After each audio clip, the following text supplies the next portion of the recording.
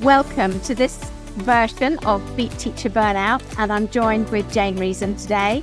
And we're going to have a chat about energy and exhaustion and a whole lot of other things to help you if you're in the classroom, if you're a leader in schools, whatever your role, it actually doesn't matter. You could be in some completely different area of work, but this is still valid for you. So hold on, stay with us because we're going to go for a bit of a ride today. So welcome, Jane. It's great to have you with us. Great to be here. Thank you for inviting me.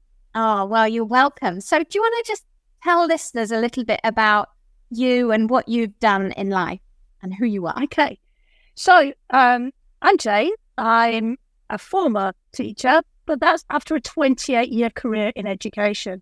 I didn't start off life as a teacher. I started off life as a research engineer with British Telecom and moved from that because the only thing I knew when I left school was I was never going to be a teacher. It's funny because I then became a teacher. When I was 30, I started my first teaching job. And I was absolutely passionate about the children and working with the children. I'm a science teacher in background, but also really interested in relationships and how those play out. So within the first 2 years of education, I got my first promotion to be second in department. From there, I went on to be a year manager and assessment lead for the school that I was in.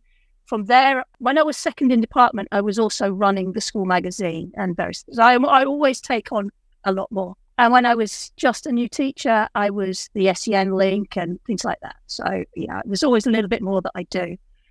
I went from that to being an assistant head and from that to being a head teacher. And whilst a head teacher, I was also a deputy CEO. And so that's my just 28-year career history in education. During that time, I also built a passion for coaching. So around about 2 or 3 years into my assistant headship, I got introduced to a coach. The head teacher brought in a coach. And I loved the space that created for me, that space to think out loud. It's incredible. So I was like, oh, this is amazing. I love this. And I'm now in touch with somebody who is an incredible coach who I taught in my second school. And he said that my natural approach to teaching had a coaching element to it. So I think there was an affinity with this coaching. So I started learning how to coach and started bringing that into my leadership roles. And then when I set up my school as a head teacher with my school, coaching was part of the school. And in the trust, when we became part of a trust, then my real drive was to bring coaching into that. Coaching as opposed to every 6 months having a line manager conversation about your performance. Because it's a much more growth-orientated approach to thinking. So that's kind of my background. And when I left education, I realized that coaching was the thing that I wanted to bring. So now, because of my own story and the research that I've done and kind of how I came into coaching, I have some real passions. And my passions are twofold, really. One is to change the world for women. And that comes from this idea that women and menopause and position and how we see ourselves, we often get lost and we often don't see the power that we have. So I want to do that. I want to change the world for women. And I also want to rid the world of burnout completely so that it's just not a thing. Wow. And I don't mean by denying burnout. I mean that burnout just doesn't happen. So that's where I'm at now. That's who I am. And that's where I'm coming from. And why is burnout so important to me? It's really important to me because I realized I have a tendency to take on more than I can possibly fit in. As I said, each time in each job, I was doing more things. At one point, I was running the DOV, writing the school magazine as a physicist, writing the school magazine, running a team of kids that were doing it. No knowledge of English particularly. I'm dyslexic, by the way. And I was second in department. And because the head of year had gone off sick long term, I was acting head of year all at one go. And it's really unsurprising, therefore, that my health started to suffer. Because I would just say yes constantly. And because I could see how to do it and I knew it could be done and I was interested, it's like, I'll do that. And I had no understanding of I didn't seem to recognize that I didn't have capacity. And a second thing is that I'm a deadline rider. So what I mean by that is, if something has a deadline of a month's time, 2 weeks' time, a week's time, it gets done. It's usually got a deadline of that time because it's expected to take that amount of time to do it. In my head, it's not got a deadline until next week or for a month's time. And it would start being done shortly before the deadline. Oh, wow. So this is a behaviour in me. Yeah. I would cram. I was a crammer of energy use in lots of respects, and therefore doing lots of things. All the time I'm cramming because all the time there's a deadline for something. Yeah. And so looking back, I realised that I've had periods of ill health, which I now realise were burnout signals. So, every 3 years I'd get admitted to hospital. And it was a stress response. My body organs used to respond by enlarging when I was stressed. So I'd land in hospital. But I didn't change my behaviours. I still was cramming too much in. Each job I was doing the same. And also, I care about people deeply.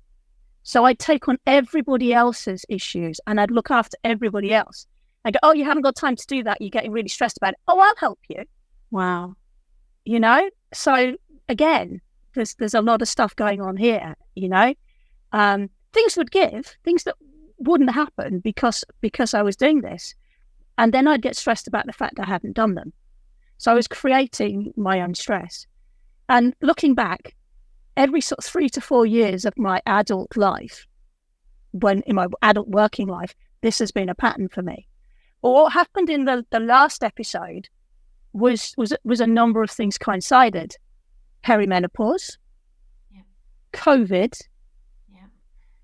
And already beyond my normal burnout cycle because I deliberately ignored all the signals because I knew there wasn't anything physically wrong with me. So I just thought all of those things that are going on, I'll ignore. So my body was already complaining, and then COVID. I'm dyslexic, and the government sends out, information about COVID 5 minutes before you have to implement it without telling you where the updates are. Yeah. Yeah. So there's a whole range of things that are beyond my control, but there were things that I could have done to make life easier for myself. I didn't do them.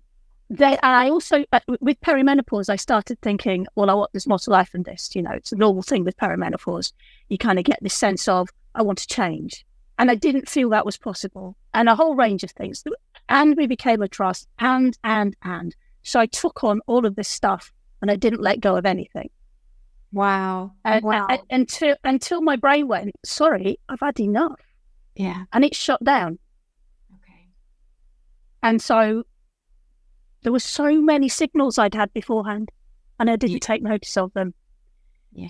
So that's where my passion for changing the world of burnout, changing the world for women comes from.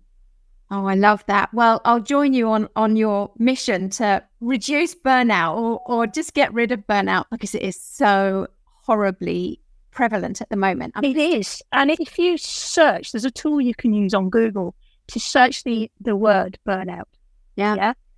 And it starts appearing in the 70s and then it takes off in the 2000s, really takes off in such a big way. And some of that's because it's used inappropriately. And some of that is because the way that life works, that our beliefs about ourselves, which I think started in the 80s with that yuppie culture. I think the way we think about how we should show up for work is the challenge. Okay. And I think it's across every profession. But yeah. It is. It definitely is across every profession. What I want to dig in to with you, Jane, is you said that there were things that were out of your control, but there were things that were within your control, but you didn't respond appropriately to them. So can we dig into that a little bit? And you talk about what, even as a head teacher or a teacher, maybe you were in a leadership role or not, but what was within your control that you can now see that, so people listening who are struggling either on the verge of burnout, perhaps they are burnt out, perhaps they've got friends who are struggling, or perhaps they're doing well, but we can always do better, can't we? We can always learn and grow. What would you be saying to people to look out for or to try? So it was really interesting. I had this thinking that said I have no choice. But when I look back, there was choice. I just didn't believe it was there. And so, for example, my tendency to take on more things, there's a choice over that. And yet there's almost a belief that there wasn't a choice, because in order to be seen to be good at your job, in order to be seen to be proficient enough to progress, perhaps, there's kind of this belief that says you have to work your socks off to do that. Yeah. And actually that's not true. Yeah. You don't have to kill yourself to get the next job. You don't have to kill yourself to be good at a job in terms of the effort that you're putting in. So there were so many choices. One was I could, let's take the COVID information from government. If I was careful enough, I could have actually noticed what was chasing. I could have just asked. There's so many ways that I could have helped myself with my dyslexia in terms of the updated information from government. And there's simple systems I could have created that would have made that simpler as well. So yes, it was stressful. Yes, it was difficult. Yes, all of our normal coping mechanisms for stress relief had been taken away from us during COVID. But I had options I wasn't taking because I was in this mindset that said, I've got to be seen to be doing. I've got to be seen. So a lot of it was about my own thinking. I understand, Jane. My own thinking. Can I press into that a little bit? This thing of seen to be busy, seen to be coping, seen to be saying yes. Why in schools particularly, and I'm sure it's elsewhere, is it so difficult when your head teacher comes up to you and says, oh, Rowena, I've got this really important thing and we need it by next week. And, you're just the best person to do it and that's all your skill set. Why is it for me so difficult to say no? Because that and that was me too. Yeah. Just on that note, for example, whenever we had an Ofsted inspection, as a senior leader, we have an Ofsted inspection coming up. Well, I was in a team of 5 assistant heads, and my head would go, I want you to see the Ofsted inspector about this, and I want you to do this, and I want you to do that. One of the things I was given, I had no knowledge of. It wasn't even in my job description. He said, but you're the best person to talk to Ofsted about this, so I need you to do it. And I said, yes. Well, it's kind of this thing there's an ego thing, isn't there? Oh, I'm the best person. This is really good. I didn't have time. I had 5 lessons to plan for the follow, to make sure that they were Ofsted ready. All of that stuff. I had to make sure everything was Ofsted ready within my own job description. And I was the pastoral lead for the school. So I had a whole load of data to provide and everything else. And then I had to find out about something I knew nothing about that one of the other members of the team was supposed to be leading on. And I didn't say no, but that was in me. He asked me, not going, he did say to me, it would be really nice if you could do this because I think you'd be really good at this. And he did say to me, have you got time? And bizarrely, I said, yes. Oh, so he even gave you an out and you still said yes. Yeah. And often there is an out. The thing is, we can say no and it doesn't come against us. No is such a hard word for us to say. But it's in here. It's not actually real. Head teachers are human. I was a head teacher. I'm human. If somebody said no to me, I understood why they were saying no. It's just that people believe they can't say no. Yeah. Okay. So what about any other, I know you've got such a lot to share. What about other tips that you would give us, perhaps about our feeling when we just feel we've got no energy left?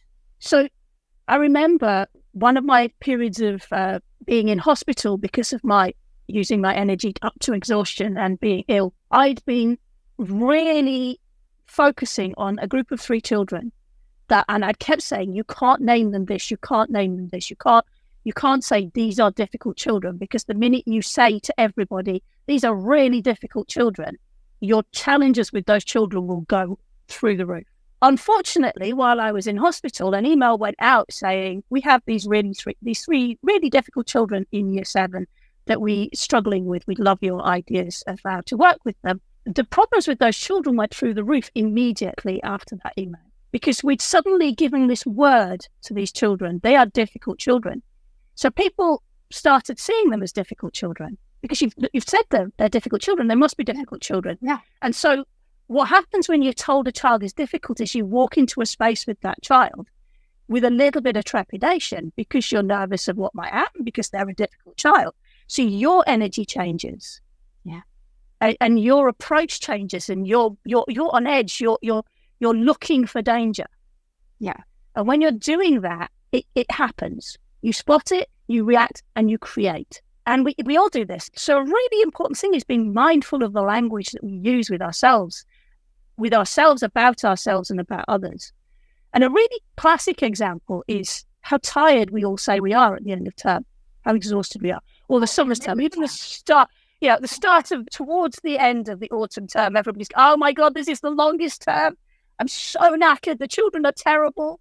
They're all excited or terrified of Christmas. This is always a horrible time of year. Yeah, we're using language, aren't we? And when we use language, it becomes real, and we're all saying it to each other. So it happens. It's what happens. And I started playing with this actually as a coach. So I'm coaching some teachers, but one particular teacher, I've noticed with them, and they were a student time, they'd just qualified, they'd just become an ECT. And I'd noticed that they were talking about how exhausted they were, but I also noticed that at times they had lots of energy, and at times they had no energy. And it wasn't related to anything at all real. But if things got difficult, or if they were finding things difficult, they'd start yawning, and they'd start saying how exhausted they were and how little energy they had.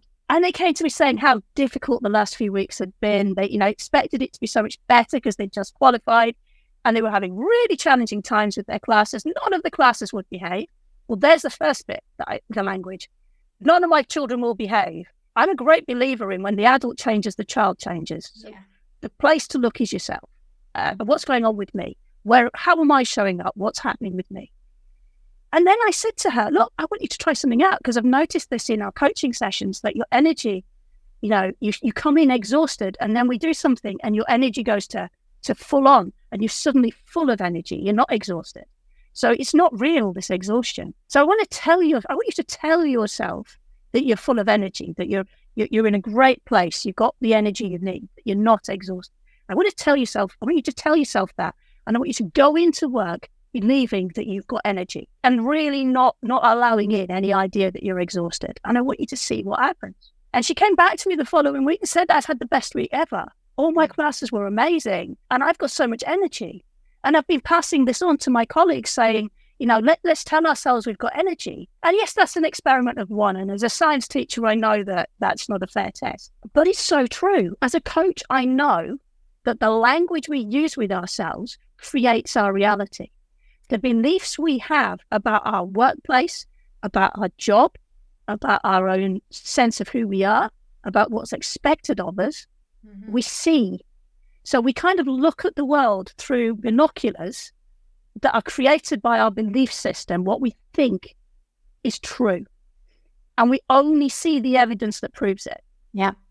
I completely If we believe that we have to work all hours God sends in order to be good at our job, and we have to say yes, then we see the evidence that proves it. Yeah, I completely agree. I'm just imagining there's going to be a few teachers on here who are shouting at you, but Jane, you don't understand. I'm working 12 hours a day. I'm not seeing my children. I don't have a weekend because I'm marking, and then I'm prepping for the next, and they're shouting at you here. What would you say to them? Okay. So I got some brilliant advice in my first year as a teacher from my head of science. He said to me, so this is the first bit of advice. He said to me, you need to protect time where you don't work. And so at that point, I made a decision. I would do some stuff on Friday evening before I left, and then I wouldn't work at all on Saturdays. I had young children at this point. They were, my youngest was 4 and my oldest was 5, coming up 6. And so Saturday was family time. And then Sunday mornings, my husband would take my children out. I would do my planning for the week, and I wouldn't do anything else. And for the entire 28 years of teaching, that has been the case. I didn't work on a Saturday, ever. I protected it. I can think of maybe 2 occasions where an Ofsted was coming and there was something I needed, and I did some work on a Saturday. And I would also try very hard to protect most of Sunday. Yeah. So I would deliberately only work on a Sunday afternoon, for example, as my children got older, or whatever it was. But I would protect that time. So that's the first bit of practical advice. Yeah. And guess what? I didn't lose my job. I still got promoted. My kids still did well in my classes, but I chose not to work on a Saturday. All hell didn't let loose. Yeah. And stuff didn't get done. Guess what? I didn't do some stuff. Again, all hell didn't let loose. Yeah. It's my books didn't get marked. My books didn't get marked every single week, but the kids still did well. Yeah. It's our ability to accept that we need to be perfectly imperfect, isn't it? And I have a life planner in the journal that's just being published. And at the back, there's examples of the life planner, which is how to put things into your diary going forward, where you prioritize yourself, your well-being, your family time, that sort of thing. And it's so, so important. I love that, Jane. What's your other example? Well, I was just going to say, as a coach, I do exactly that. So my working week has appointments with my grandchildren 2 days a week. It has appointments with the sea on a Wednesday afternoon. I mean, that's my working week. It's like, you can have me at other times, but you can't have me then. And again, I still don't work Saturdays. I still work a little bit of Sundays. So I'm keeping that same pattern. But I think the really key thing is, and I love what you said about perfectly imperfect. Okay, you can't do it all. You can't. It's just not possible. And the world will not end if you don't do it all. So that's the first thing. But the second thing is, think about the language you're using. Yeah. If you've got a class you're struggling with, and you walk into that class going, I'm struggling with this class, fearful of what's going to happen. And I know this from my own experience. There were classes where I couldn't get it out of my head that I was going to struggle with this class. And so I struggled with the class. And then there were other classes where other people might struggle with them, but I didn't have that in my head. And so I never struggled with them. Yeah. So language is so important. Listen to what you use about yourself. If you're using words like I need, I must, I should, then those are alarm signals, because those are ways that you add stress to your life. And think about words like I can, I am. So today, right now, I am marking these books. Not, I should also mark these other books that I haven't yet marked. Today, I am marking these books. Yeah. And really, really focus on time. And as you said, it's important in your diary that you have time for family. It's important in your diary. This should go in first. Time for family, time for self, time to do absolutely bloody nothing. Yeah. Because that's really important. Yeah, I can't emphasize that important, enough, really. And I think as teachers... And say no. About it. Yeah, and say no. Because the world will not end when you say no. Yeah.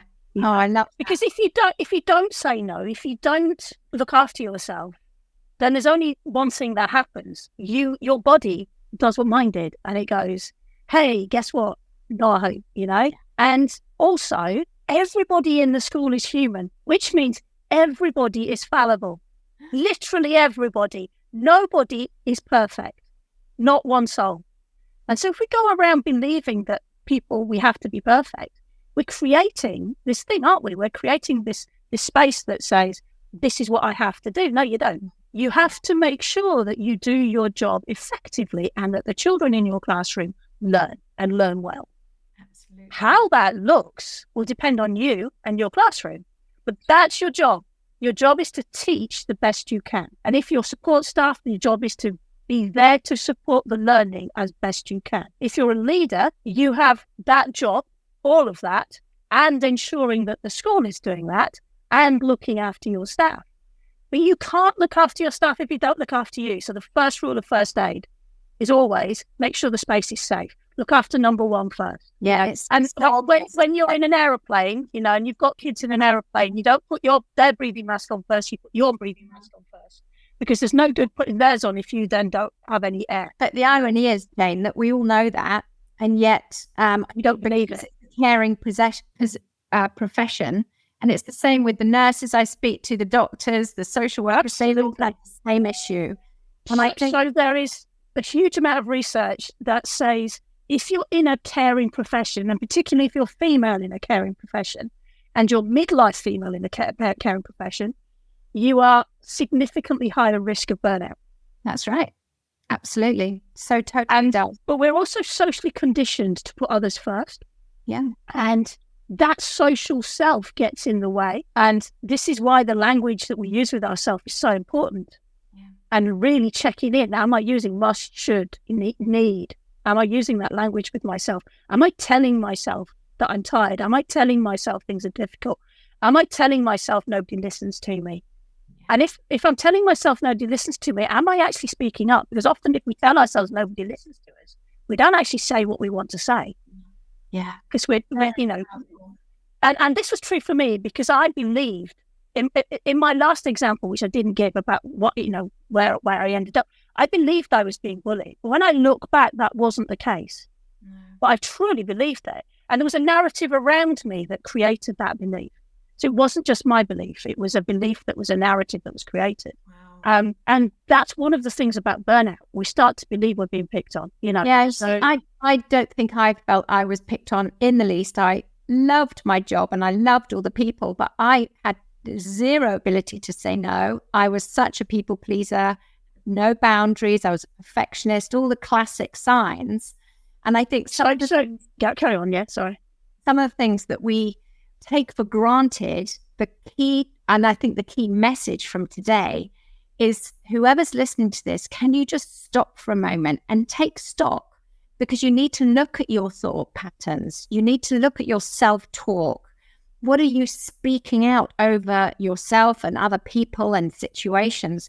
And it's about, do we even stop to think? Because when I asked a colleague to trial out my journal, she came back a week later and she said, Ro, I discovered I haven't got 30 seconds to open the journal and start thinking about the day ahead and how I'm feeling myself and how my body feels and what I'm grateful for.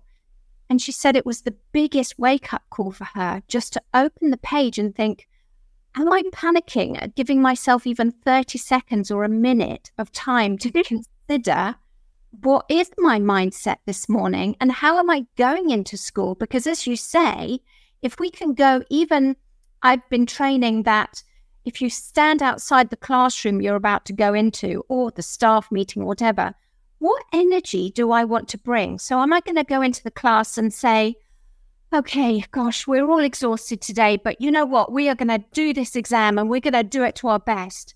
Or am I going to go and I'm going to go, wow, we've got an amazing opportunity, kids. Today we're going to show how brilliant we are and we're going to show off our skills. Now we've got 30 minutes to do amazing work.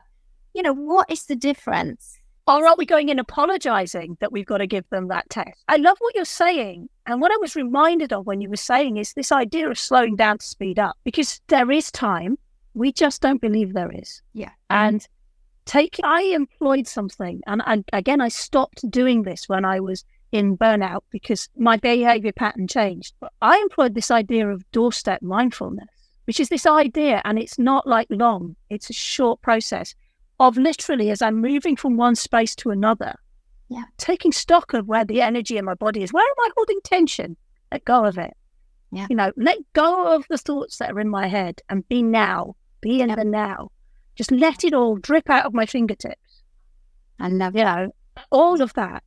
And really helpful. I could, and I do this particularly if I was called to an emergency in the school.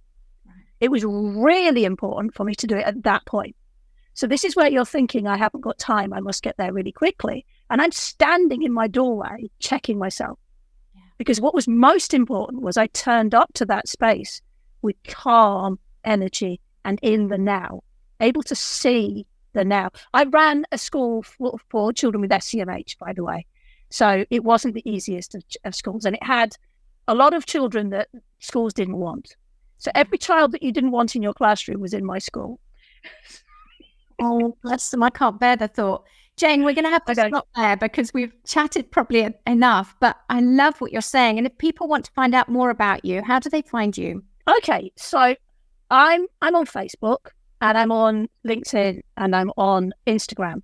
On Facebook, you can see me as Jane Reason Coaching. And also I have for women listening to this, particularly women sort of approaching midlife and in midlife, I also have a midlife Facebook group, which is called Embracing Your Second Spring. Lovely. It's this idea of, you've got a future. And in Instagram, it's Jane Reason, and I can't remember the rest of it. So I'll have to send that to you. I'm really sorry to just check. It's bio. Absolutely. And LinkedIn is just Jane Reason. I have a website, which is janereasoncoaching.me.uk. So nice and simple. And I'd also like the opportunity, if it's okay, to sort of really showcase something that I'm about to be doing, which is I'm about to be doing a group coaching course, which is all about managing our energy, managing how we show up in the world. If we're on a burnout journey, if we've noticed a burnout cycle in our lives, if we're feeling frazzled, if we're feeling fried, this is a way of kind of slowing down. This is a way of kind of checking in with yourself, being aware of the language we're using with ourselves, being aware of the beliefs that we hold, and really kind of finding that space to change that story for ourselves. Because the beautiful thing is when we change the story, when we change the thoughts and beliefs that we have, because they are just thoughts, the world changes. Yeah. And so that's what I'm creating, a space to change your world. Fantastic. Well, I'm sure people will look you up after this, Jane. Thank you so much for your time and all your wisdom, and your years in school has clearly taught you an awful lot, and you've got a lot to offer. So I really appreciate all your contributions today. And thank you everyone for listening. And I look forward to seeing what comes up on the next podcast. Thanks for listening. I hope you took something of value from today. If you want to connect, I'm at rowenahicks.com, or I have a Facebook group, which is Preventing Teacher Burnout. So I look forward to connecting to you at one of those.